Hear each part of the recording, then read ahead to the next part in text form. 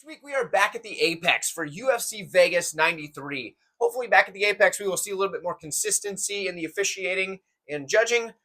I would like to see that. But if not, we're going to break this card down anyway. We're going to go over every single fight. We're going to come up with some spots that we really like. We're going to make a pick for every single fight. Not all picks are bets, so keep that in mind when you're going through this thing. But let's go ahead and jump right into that first one. All of my links are in the description of this video. Check those out if you'd like some more information or more content. And I'll see you in the first featherweight. Shayilan Nuerdanbieke takes on Melq Costa. Both of these guys are 3-2 in their last 5 fights. So we're going to find that turning point. Who's going to move on in the division? Who's going to kind of start to falter, fall down the spots, the rankings? For Costa, the guy's a good striker, right? He's got good combinations, puts his punches and kicks together very well. He's got a good front kick and knee up the middle to go along with that. Solid body kick. Actually, that body kick's probably his best weapon from on the feet anyway. He does have that kind of like Muay Thai style, and it helps when he goes into the clinch. He's got a very good clinch, can control opponents there. He can transition between that and striking range pretty well. When he gets to the mat, he's got good jiu-jitsu. He's very active from his back, and he's quick to attack submissions. At times, he can give up position. He has a hard time kind of holding opponents down, but he does have good submissions, good activity from his back, and typically he's not just laying there flat back and accepting bottom. So there's that. For Nuerdanbieke, dude's a decent striker. He's got good forward pressure and plenty of power, and a lot of it's set up by his wrestling threat. He does throw a lot of single shots and keep his hands kind of low, and I think it's because he's looking to get that takedown or fake the takedown and set up the overhand, things like that, which equates to the single shots. But it works pretty well for him. If he cracks you, you're going to feel it. He has good wrestling. He can push you up against the cage, win a lot of minutes there. And if he gets you to the mat, he's got good ground and pound. All in all, I think the better fighter is Melq Costa, and that's what I'm going to go with him here. But there is something to be said for Shayilan having like 50 fights, which is crazy. A lot of experience, tons of it. The dude's pretty good, and he doesn't seem to be at the point in the UFC where he's going to be moving up the rankings anytime soon, though. He seems to be that guy that's going to win a couple, lose a couple, just like that, and kind of stay right where he's at based on what we've seen so far from him. And I think Costa, with the right matchmaking, can move up the division, and I think that's what we're going to see here. So I'm going to take Melq Costa. I think he can get this one done over Nuerdanbieke, but let me know what you have, and I'll see you in the comments. The women's straw weights next. One fighter is undefeated at 7-0. The other fighter has more than double the experience in professional MMA as the undefeated fighter. We have Josefine Knutsson coming in 5-0 in her last 5, 7-0 on the career. She's fighting the more experienced Julia Polastri, who is 4-1 in her last 5. That one loss coming up at flyweight, where she lost to Jasmine Jasdavicius on the Contender Series in her original outing on the Contender Series. Now she's down here at strawweight, probably the weight class she needs to be at. This is an interesting one here, right? Because this line is wider than I think it should be, and but I don't know if it's enough to switch me. You know what I mean? So let's break this down and let's see if we can come to a conclusion. Because I'll be honest, this is the fight that I've gone back and forth with the most. I've talked to some other people in the space that I think are pretty sharp as well, kind of getting their thoughts, and everybody seems to be on the Knutsson side, and they don't seem to think it's close. I think it's way close, so maybe I'm missing something here. But Knutsson, she's a solid striker, right? She's got good forward pressure, good combinations, that she'll end those combinations with a kick. Typically a leg kick, but it can be any kind of kick. She's got a nice high guard, and what she'll do is she'll land a lot of those head kicks off that lead leg. She doesn't throw a ton of power into those kicks, considering she's got like one finish in her 7 wins, but what she does is pretty good. Like, she'll land a head kick, and even if her opponent blocks it, it still gives them something to think about, land some shots, whatever you got to do. One thing I don't like, and I mention this every time she fights, is when she gets in the pocket, she throws these wild hooks, kind of like this, and they seem odd to me, and I don't know why. I don't quite understand what she's going for there, but the rest of her striking looks good. It's just those weird hooks in the pocket. In the grappling department, she's got a good cage push. She works her knees and elbows in there, so she implements the striking in her grappling, which is good. Good top pressure. She's a bit of a grinder on top. She's not really looking to finish. She's looking to just win the match, and that's what really matters, I guess, on your record. She's 7-0 for a reason. But, you're giving your opponent 15 minutes to work as opposed to, say 3, if you can get them out of there early type of thing. So there's a give and take with it. She's going against some more experienced Julia Polastri. Now, Polastri, she's a good striker in her own right. She's got good, clean, straight punches, power in the hands. She's got good knees, and she's got quick kicks. Now, her punches aren't the quickest, but they are powerful. Her kicks are pretty quick. When it comes to her jiu-jitsu, she's very active off of her back. She's going to look for the submission. She's got good scrambles, but her takedown defense is lacking. And ultimately, I think that is kind of what is leading people to pick Knutsson. And I get it. lacking takedown defense and working for submissions is going to be tough when she's getting smothered by Knutsson. So for me, I've got to go with Josefine Knutsson here. I don't want to do it. I think the line's wide.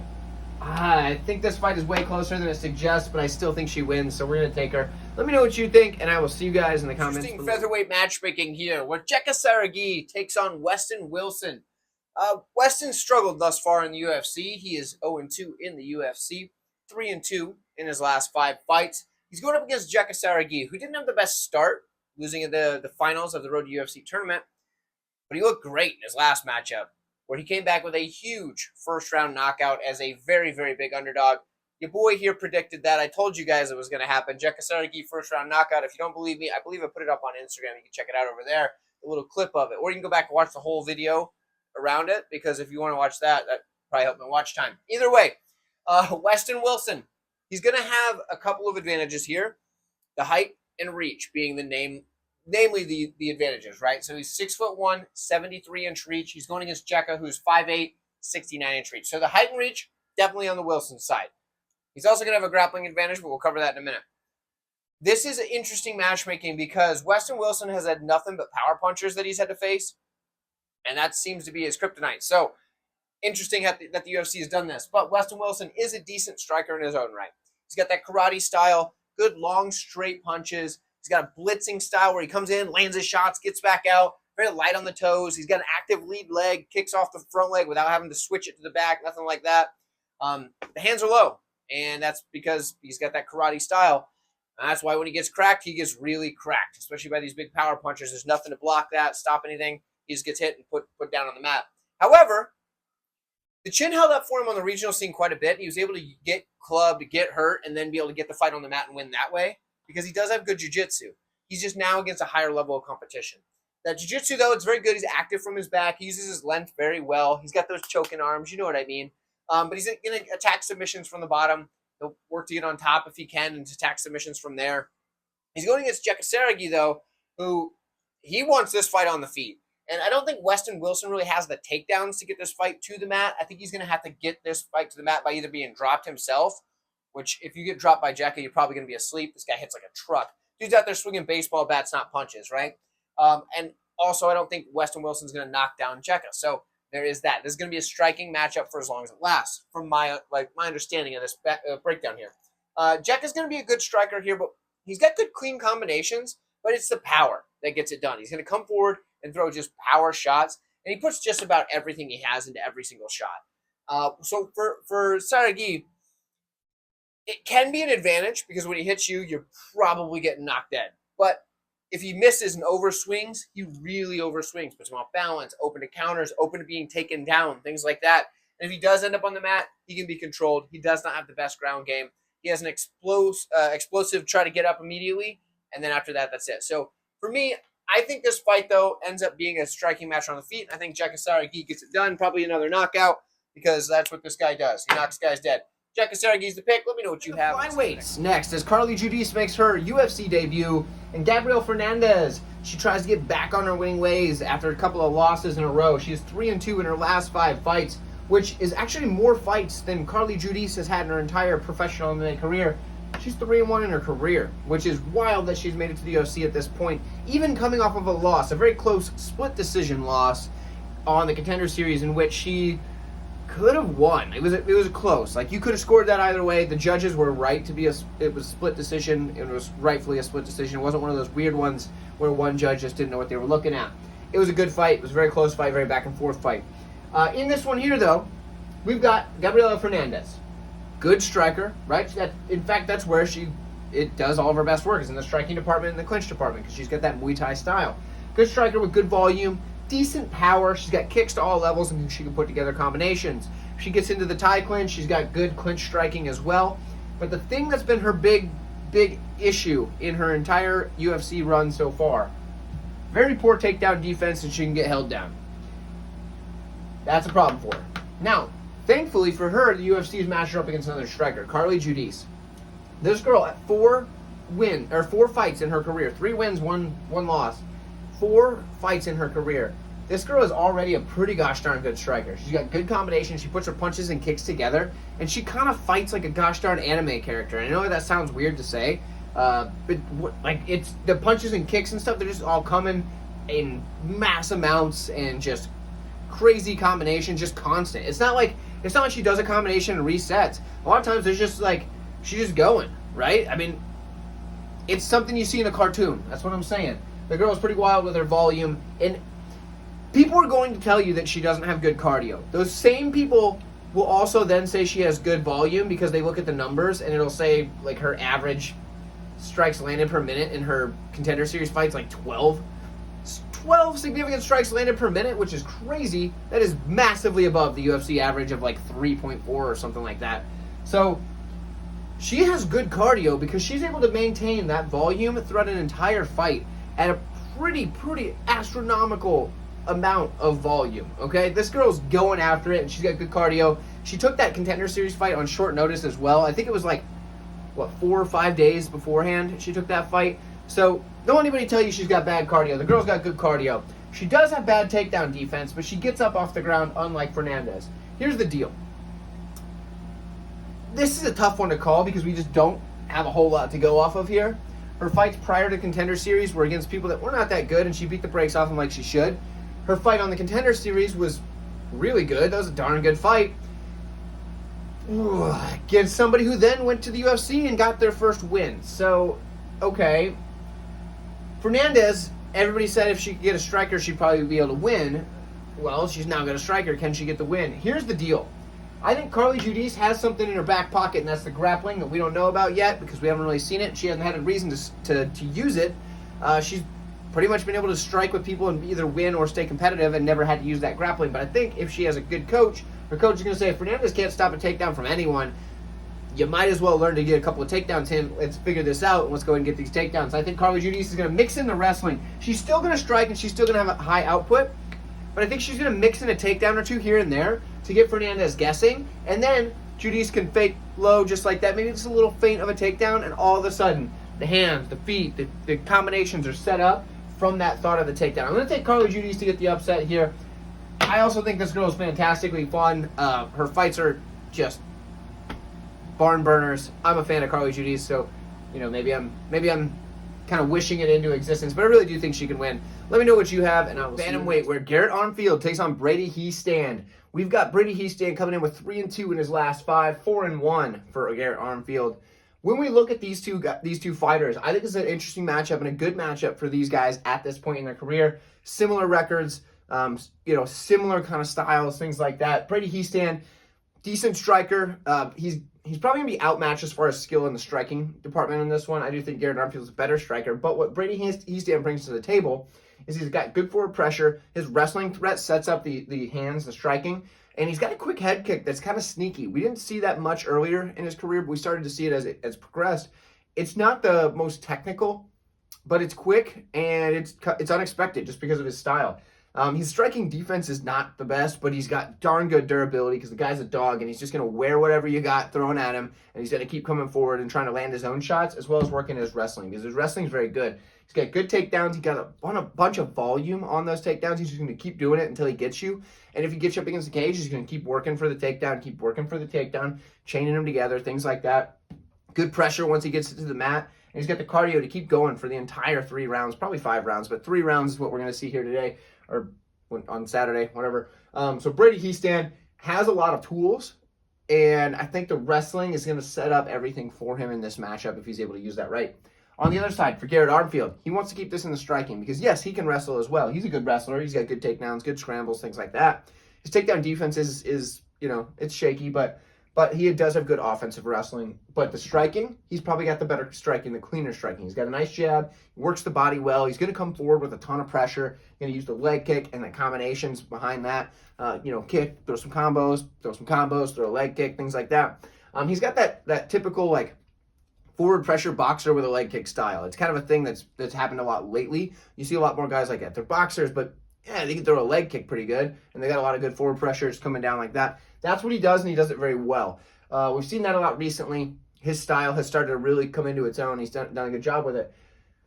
This is a good fight, and I think a lot of people are picking Garrett Armfield, but me, I'm taking Brady Hiestand. Why is that? I think he's going to be able to weather whatever the storm is early on. I think he's going to be able to start landing some takedowns. I think he's just going to be able to put more into the matchup than Armfield is. Not that Armfield's got bad cardio or anything, but I think Brady Hiestand's going to be able to weather the storm, get the takedowns, start to work his ground and pound, start to work for submissions, things like that, and just be able to just out-dog him in this one. But also, I'm kind of biased. Brady's my boy. He's the first UFC fighter on the channel. Came on, did one of our panel shows with us back, gosh, quite a while ago. So I am a little bit biased. So take my pick with a pinch of salt. But Brady, Hiestand's my pick. Dude's awesome, and he's going to win this fight. I'll see you guys in the next one. Flyweight, Nate Maness takes on Jimmy Flick. Jimmy Flick is 3-2 in his last 5. Same thing for Nate Maness. Good fight here, interesting fight here. There's one guy that's a big favorite. I understand why, but let's get into this matchup and understand a little bit better from the nuts and bolts perspective. Jimmy Flick, strong Brazilian Jiu-Jitsu. Dude's got a large toolbox, and he's very quick to attack submissions, in which he's going to chain together, and he has options from just about every single position you can imagine. Actually, probably every single position. The guy's very good at that. He is a bit of an arm triangle specialist. That is his best move, but he's got plenty of options. Decent takedowns as well, but once he gets one takedown, that's when you're in a lot of trouble, right? Like, the guy doesn't need to be the best at a takedown. If he could just get one, and he's good. But it would help him if he was the best at takedowns. It would help him if this guy could go in there, go 1 for 1 on takedown attempts, and then that's it, lights out. But once he gets into the mat, that's where he is good. That is where his bread gets buttered, if you will. The dude's got excellent transitions. He can do what he needs to do once he gets the opponent down. In fact, sometimes he can even get the submission while they're standing. However, in the striking, it's decent. Essentially, it's just set up by the grappling threat. He has good kicks at range, and especially because he doesn't have to worry about being taken down, because he wants you to take him down. His durability has kind of come into concern lately, so that is a problem for him. But other than that, realistically, this is his world, right? On the other side, for Nate Maness, he's more well-rounded. The dude's a good wrestler. He does have good takedowns, but I don't think he's going to use them here. In fact, he's going to rely on that takedown defense and the ground and pound. If he can end up on top or kind of drop Flick from the feet and use it with that striking and then use that ground and pound to finish him off. He's got good striking. He's got a clean jab and boxing combinations to follow. Good counter-striking as well. Honestly, I think this is what's going down, right? Flick's got decent takedowns, but Maness has good takedown defense. If Maness can use this takedown defense to stuff 1, 2, even 3 takedowns, he's going to be able to light up Flick on the feet, and Flick's durability has not looked the best as of late, and I think that's why everybody's so high on Nate Maness, myself included. I think Nate Maness gets it done this week. I understand that the line is pretty wide for Nate Maness, a guy that's 3-2 in his last 5. But realistically, he has a stylistic matchup here that he should be able to win. He should have the tools to stop a guy like Jimmy Flick. So I'm taking Nate Maness. Let me know what you have, though, and I will see you in the comments. Flyweight division, we have a banger of a matchup here where Joshua Van takes on Tagir Ulanbekov. And Ulanbekov, he's 4-1 in his last 5 fights. That only loss coming to Tim Elliott, who's a grizzled veteran and can beat some of the best in the division and has fought everyone in the division of any substantial name. Joshua Van, he's new to the UFC relatively, still young in his career, only 11 fights. He's 5-0 in his last 5 fights. Guys, I'm going to tell you this ahead of time. There are a lot of tight fights on this card, a lot of tough ones, and I'm going against the grain on a handful of different fights. So, just getting you that out of the way early in the card, letting you guys know that this could be a big one or it could be a horrible card for us. We're just going to ride with it and hope for the best, right? So, for Joshua Van, shorter guy, 5'5", 65-inch reach. He's going against the only a little bit taller, 5'7", Tagir Ulanbekov, but that 70-inch reach is something that's going to be important here because both guys are very much using their jab as one of their primary weapons on the feet. Now, let's start with Joshua Van. Solid striker. We know that. He starts really slow, which is a problem for him. He starts slow, but he picks it up as the fight goes on, and he just really starts to pour on that volume as the fight goes on. He's going to come forward, establish his jab, establish his leg kick. He's going to start working the body. He's going to put some power shots on you. But the thing that's going to be important for him here is that slip and counter style. What does that mean? He slips off to the side, comes back with a counter strike, right? That's what he needs to do. He needs to slip, counter, you know? Those are weak slip counters, but you know what I mean? I'm trying to keep eye contact with you guys. So the slip counter style is going to be important because what is Tagir going to be doing? He's going to be jabbing, right? So that's something that Joshua Van needs to do is be able to slip outside of the jab. So if the jab's coming, he needs to slip and then come back. The jab's coming, he needs to slip and then come back. Just depending on what's coming from what angle, he needs to be able to slip outside that punch and come back, and that's how he's going to close that gap, right? That's what he needs to do. If he does get hit, we've seen him get hit before. He's a tough guy. It's not the end of the world for him. It's not like Tagir has one-shot power, but it's something he's going to have to be cautious of because if he starts eating too many jabs and Tagir is able to stay at range, then all of a sudden it's going to set up the takedowns. It's going to set up the ability to just kind of piece him up and point fight for a little bit and make Van make some stupid mistakes trying to close distance, things like that. That's not what he wants to do. So he needs to come in close, slip a shot, counter strike.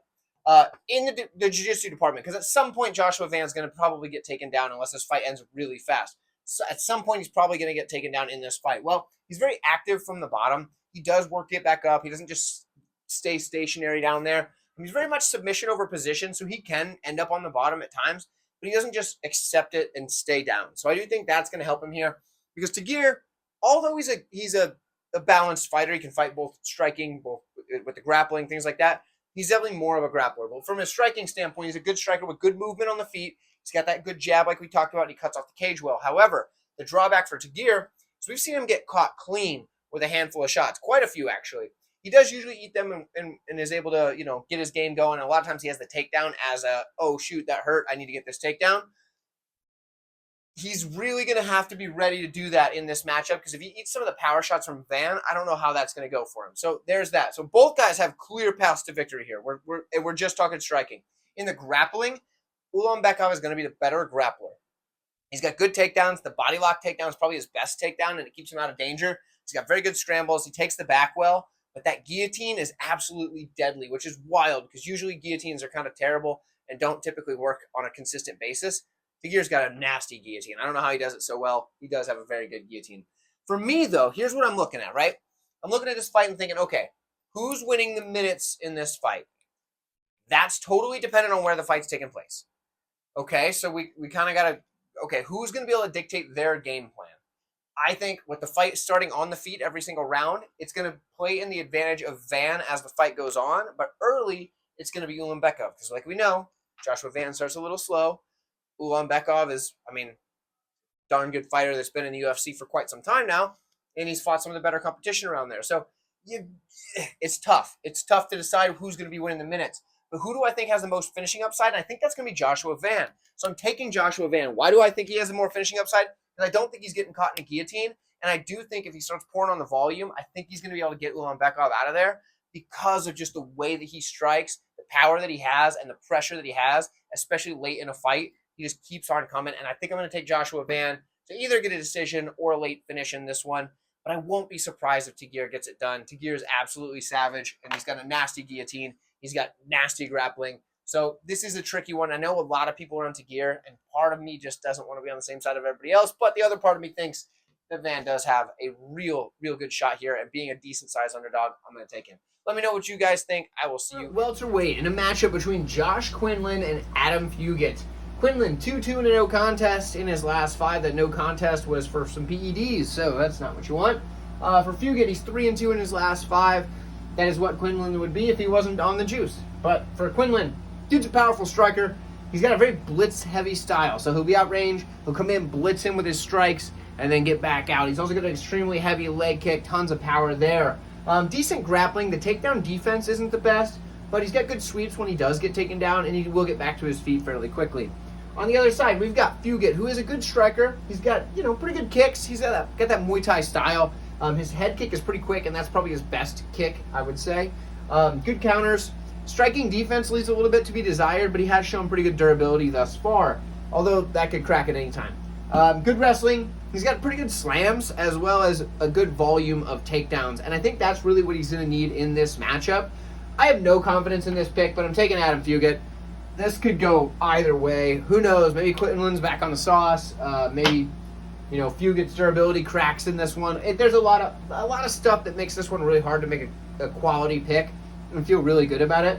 But I'm going to take Fugitt, and if I switch it, I'll let you guys know. See you in the next flyweight. Asu Almabaev takes on Jose Johnson. Jose Johnson down at flyweight is wild to me, but I'm sure you're going to hear that from everyone. He is 4-1 in his last 5 fights, and he's a mountain of a human being. We'll cover that in a moment. Asu Almabaev 5-0 in the last 5 fights with an impressive 19-2 record. He's coming in here with a very tough matchup, a matchup that is very unorthodox for everybody at 125 is fighting somebody like Jose Johnson. The guy's 6 foot tall, 71.5-inch reach. We look at Almabaev, who's 5'4", with a 65-inch reach. Now, this is more typical of flyweight. Now, don't get me wrong, he's kind of on the shorter side anyway, but that's still more typical of flyweight. I think the champion, Pantoja, is 5'5" or something like that? 5'4", makes sense. 6 foot is very, very tall. So anyway, like I said, this is going to pose some problems, but it's not like that's going to make up for anything major, but it will definitely change some things and make Almabaev really have to work for closing that distance and getting into the wrestling range that he wants. So let's break down the skills. For Jose Johnson, the dude's a solid striker. He's got very good Muay Thai style striking. Knees up the middle are going to be key for him here because he's going against a wrestler. If he just throws that knee forward just like that, boom, that's it. This guy shoots him for a takedown, runs right into the knee, it's over. He doesn't have far to lift that knee to be at 5'4" when you're 6 foot. So that is very, very important to keep in mind. He's got plenty of power at range. At the end of his punches are just absolutely crisp, solid, knockout shots. However, if you can close that distance, taller, longer people, they have a hard time punching with any power if they have to punch like this because they don't have any way they can put power on those punches because that range at the end of the punch is where they get the force. So at range, the dude's got a lot of power. So if Almabaev closes the distance, he's going to be able to eliminate some of that. Obviously not the knees. Those are going to be in tight and land whatever. But the long range punches, kicks like that, those are going to be best at range. He does have kicks to all levels, and when you're kicking somebody that's 5'4", the head kick's there all day, a lot easier to get to. So in the striking range, Jose Johnson's far better than Almabaev. So keep that in mind. Grappling. Johnson's very active off his back. He's got good jiu-jitsu, throwing up triangles, things like that. I think that's going to be something that we could see him doing. His takedown defense isn't very good, but he does have good sweeps, and he will try to get the submission. Like I said, I can see Jose Johnson pulling off a win off of his back in this matchup just because Almabaev knows he can't strike with him in this matchup. That's going to be obvious from the get-go. I just can't imagine Jose Johnson being outstruck in this one. Both for the physical advantages and also the skill. I do think he's a better striker. So off of his back, if he's going to win, I could see him catching something off the back, like a triangle or something like that. But I think more likely is he's going to get taken down a bunch, and he's going to have to land something on the feet before the fight hits the mat in a particular round. When we look at Almabaev, the dude's a solid wrestler with very good takedowns, very powerful, and a wide variety of different options in the takedowns. Good scrambles. He likes to take the back. He's got good ground and pound, and he's got a wide choke arsenal. Similar with a lot of wrestlers. They like to go for the chokes because when you attack a limb, oftentimes you have to give up your position. For chokes, unless you're doing like a guillotine, you don't often have to give up your position to get the choke, or at least not fully. And I think that's why a lot of wrestlers will go for chokes as opposed to more jiu-jitsu players looking for more like arm locks and leg locks, where you a lot of times lose your position in order to get them. Not always, but a lot of times. So we do see a lot of chokes from Almabaev. He's got that wrestling style. On the feet, he's got power, but other than that, he spins too much. But I think in this matchup, it's going to be good because what he's going to need to do is use that spin to cover the distance, because as you spin through, you can close the distance quite a bit. I think that's what he's going to need to do here, because otherwise it's going to be really tough to close that gap, and I don't blame him. I understand it. When, for any of you that have done it, if you spar with somebody that's a lot taller than you and a lot longer than you, sometimes even if you have more striking skill, if they are just that much bigger than you, it's really tough to land on them, because like their arms and legs are just so far out. So getting past that that big defense that they have of just throwing punches and kicks out there, it's tough. So I can understand why he's going to probably need to spin a lot in this matchup. I'm going to side with Almabaev. I think he's a better fighter. I think he's going to be able to get the takedowns, and I think he's going to be able to go for something there. But it's a tricky spot, and the guy's a massive favorite, and I would not be surprised if Jose Johnson could pull this one off.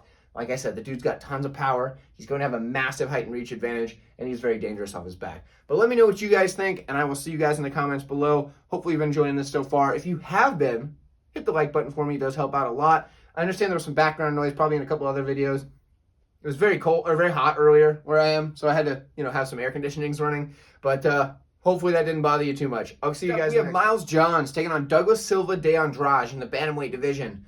De Andrade is 3-2 in his last 5 fights. 3-1 in a no contest for Miles Johns after that failed drug test.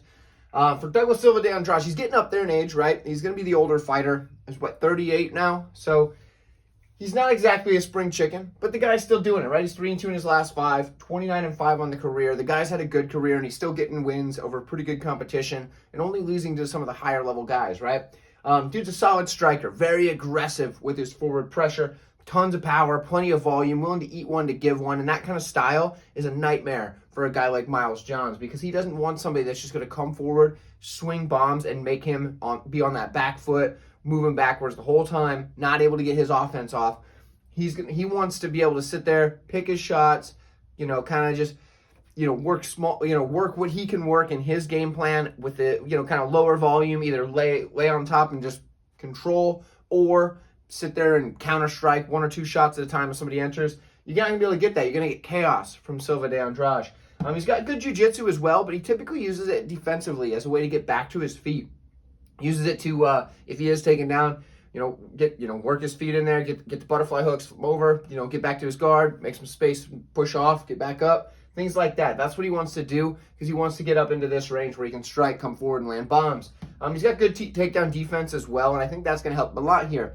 The issue, like I said, he's like 38 years old, and at 135 pounds, that can be tricky. So for Miles Johns, dude's a good striker, right? He's got good power, good counters, but the volume is lacking. He's never really had a lot of volume and output. So he could lose a fight in this matchup simply by just not giving enough output in comparison to Silva de Andrade. However, Miles Johns is good at eking out those decisions, right? The guy gets in there. He does a really good job at doing just enough to win it on the scorecards. Whether that be using the wrestling with the takedowns, top control, or counter-striking, landing the shots that he needs, getting the big moments and winning that way. If it wasn't for the age, I'd feel really good about Silva de Andrade. I know he's getting up there, and at some point that age is going to be a big factor. It hasn't really yet, but at some point it will. I'm still going to take him in this matchup. But if he was like a year or 2 younger, I would feel way better about it. But I'm going to take Douglas Silva de Andrade. I think the style of his fighting is going to give Miles Johns a lot of trouble. And I think he's going to be able to really pressure him, land big shots, and I think maybe even get Miles Johns out of there. Let me know what you guys think. I'll see you in the comments below. And then in featherweights up next, Lucas Almeida takes on Timmy Cuamba. Cuamba is 4-1 in his last 5, 2-3 for Almeida. Now for Almeida, his last 5 fights, in there you see 3 losses. Now what does that mean? Now what does that tell us? It means he's hit a level of competition where he's starting to struggle quite a bit because he's been able to make it through his career with the skill set that he had thus far up until just recently, and that's that UFC level of competition because 14-3 means his last 3 losses are also his only 3 losses on the career. So he's reached a level of competition that he's finding tough. Well, now he's taken on a fairly newcomer to the UFC, Timmy Cuamba. He did lose to Oki in his debut, but that was a short notice matchup up a weight class. So take that for what it is worth. Cuamba comes in here with a more well-rounded skill set of the two, I would say. He's a good striker, good body kick, and he'll mix up the levels on his kicks, but that body kick's where he establishes first. He starts going to the body, and after he starts seeing success there, then he'll go to the legs, the head, whatever he needs to do, but he's going to hit the body first. He's got a quick 1-2 as well, and good wrestling, gets the takedowns, good mat returns when his opponents get back up to their feet, because he does struggle to hold opponents down. Thankfully for him, he's got cardio to do that for quite some time, and he's able to do that for a whole 15 minutes more likely than not. On the other side, it's the more explosive, powerful striker, right? We've got Lucas Almeida. The guy is a good striker with tons of power, speed, quickness, explosivity, all that stuff, and that's what's got him by in most of his fights so far. He does have really good jiu-jitsu as well, but he prefers to throw hands. The dude wants to try to hurt you, land power shots, but he's active from his back. And he has a very good arsenal of chokes, whether that be the rear naked choke. He's got guillotines. He's got, just various different, head and arm chokes, triangle chokes. Like, he goes for the chokes. You don't see him attacking limbs as often as you do see him attacking the choke from any position. But typically he wants to strike. So, right, he's going to, if he gets this fight to the mat, it's usually because he knocks somebody down and finishes them that way, or they take him down. Because his takedown defense isn't the best. It's because he tries to defend takedowns by striking, If they're trying to shoot a takedown on him, he'll just swing strikes at you, whatever. It works sometimes, but also it's if you don't land the strike, obviously you're going to the mat. So in this one here, it comes down to game plan. If Cuamba comes in with the proper game plan, he should be able to cruise to a nice decision victory, mixing in the wrestling, staying out of harm's reach, from the big power shots of Almeida. Maybe eating a couple, landing some shots as at range when he can, mixing it up with the wrestling, and Cuamba should be able to cruise to a victory. However, Almeida could knock him dead at any moment because Almeida's got power and he's very fast, and I can see that definitely happening. Say Cuamba shoots him for a takedown because he wants to take the smart approach, and that's just ride out Almeida, who ends up not having the best takedown defense. And Cuamba comes in for a takedown a little bit, a little lazy moves later in the fight and gets just dropped dead. That could happen just as easily. So I'm not mega confident in this one, but I do think Cuamba is the rightful favorite and the side that you need to be on as far as making a pick, which is what we're doing today, folks. If you don't understand how that works, look at the beginning of the video. I explained it a little bit. These are picks, not bets. I'll take Timmy Cuamba for my pick. Let me know what you have in the comments below, and I'll see you in the next. Listed as the co-main event, so that's where we're putting it. We have the short-noticed matchup between Antonio Tricoli. He steps in to take on Ikram Aliskerov on extremely short notice. I believe this fight was announced like last week, maybe. Tricoli, he's got a decent 5-on-in, 3 wins, 1 loss, and a no contest, but he hasn't fought in quite some time. Was scheduled for a couple. Those fights didn't happen, but here he is now. He's taking on Ikram. And Ikram Aliskerov, 5-0 in the last 5 fights, only 1 loss on the career, so a very impressive record. However, something else that's impressive, it's the height and reach for Tricoli. Dude's 6'5" with an 82-inch reach. He's going to be towering over Ikram Aliskerov at 6 foot, 76-inch reach. So for Tricoli, he's going to really want to use that length in this matchup. So when I look at the stylistic matchups, the nuts and bolts, Tricoli's got some options here, but he's really fighting an uphill battle, and we all know that. But I'm going to break it down for you and give you the path to victory for Tricoli as if it's not like a minus 1,500 favorite, right? So for Tricoli, he's a good striker where he has some good power, really good long, straight punches, and that's set up because his grappling is very good as well, and he's able to just kind of, throw a big, long, rangy straight with that 82-inch reach, and then use that as also going to get the leg for the takedown at the same time. Because his arms are so long, he's able to do this and be able to get to the legs of his opponents pretty well. Does a good job with that. When he hits you, it hurts. He cracks hard. So when he gets to the mat, good jiu-jitsu. He can get it to the mat either by dropping his opponent, which is what he seems to do the most, or takedowns against the cage. And those takedowns are a lot of times like trips or just kind of dragging his opponent to the mat.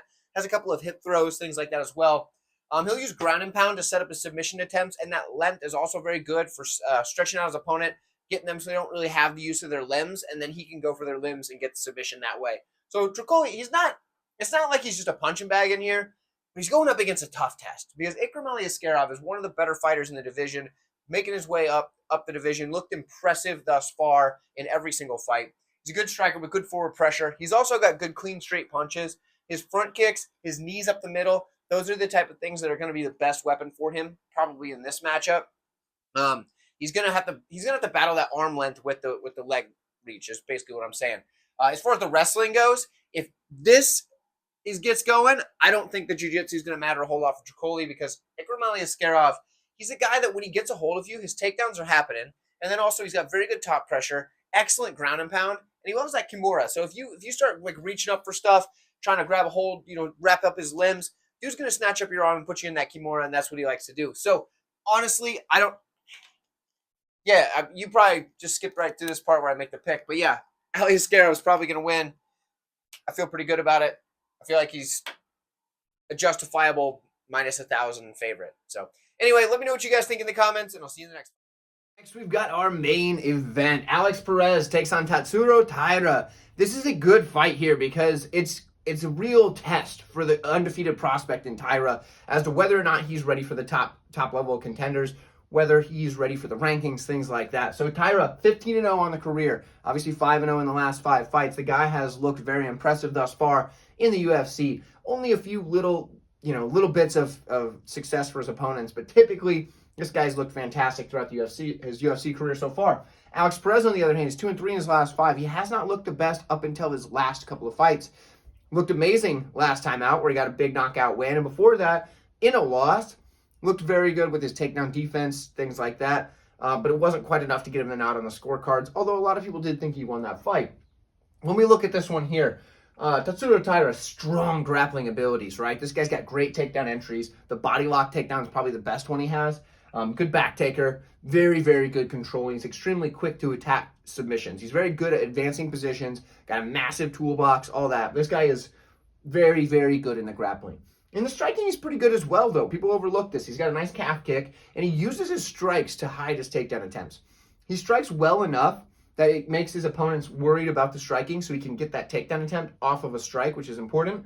But he also has a nice flying knee off of a fake of the takedown right into that flying knee, and that's pretty impressive as well. It shows that he's very athletic, not just skilled. So putting those two things together, it helps a lot. When it comes to Perez, dude's a solid wrestler, right? The guy's got good takedowns, really good takedown defense, and excellent scrambles. The guy's going to be hard to control for Taira, and if he can get Perez to the mat and control him, we'll know that we've got a real prospect on our hands. But if he can't, it wouldn't be surprising because Alex Perez is very good in those areas. In the striking department, he's very good as well. He's also got a nasty leg kick, good combinations, and very good footwork. This is a tricky fight, and here's the thing. A lot of people, almost everybody I've seen is picking Alex Perez this week, and the reason I think that is because he really impressed them with his takedown defense in the Makhachev fight. He's going against a wrestler here that's going to look to take him down. He really had a really impressive highlight knockout over Nicolau and showed the striking ability. And in a fight where he's going against somebody that's primarily a wrestler, not a striker, that's kind of big. And a lot of people are like, oh, Alex Perez is back. And I get it. I understand that. But I think Tatsuro Taira is the real deal. I think he's going to be able to get this done. I'm not as confident in him as I am, say, some of the other picks on this card. But let's put it this way. I think Tatsuro Taira is the real deal. And I think Alex Perez is, although a very tough step up in competition, is going to give him some trouble. I think Tatsuro Taira is going to be able to do what he needs to do in this one. I think he's going to be able to get the takedowns, believe it or not. I think he's going to be better at getting the takedowns than Makhachev, simply because Makhayev's style of takedowns is shoot a bunch of takedowns, just keep on it, and eventually you're going to get one, which works. It works very well. And even when you don't get the takedowns, the opponents are stuck defending takedowns. Taira, on the other hand, he makes his takedowns count. He's not shooting takedowns just willy-nilly. He's setting up with strikes. He hides them very well. When he does get the takedown, he's getting that takedown, and he's just working to control you from there. He doesn't let you back up. So that's why I think if Taira can get one takedown in a round, he keeps the fight there, even though Alex Perez is very, very good on the mat. I'm going to take Taira. It's a close one. Guys, let me know what you think in the comments below. I appreciate it. If you have enjoyed this video, please like it on your way out. It is fantastic. All those really good things. Feel free to check out all the other stuff. We did some interviews lately, all the extra content. I'll probably have some more coming out for PFL this week as well. But let me know what you know in the comments about this card, about the upcoming PFL card, what you want to know, what you want to see. We got a live stream going sometime, hopefully on Tuesday. But see you guys next time.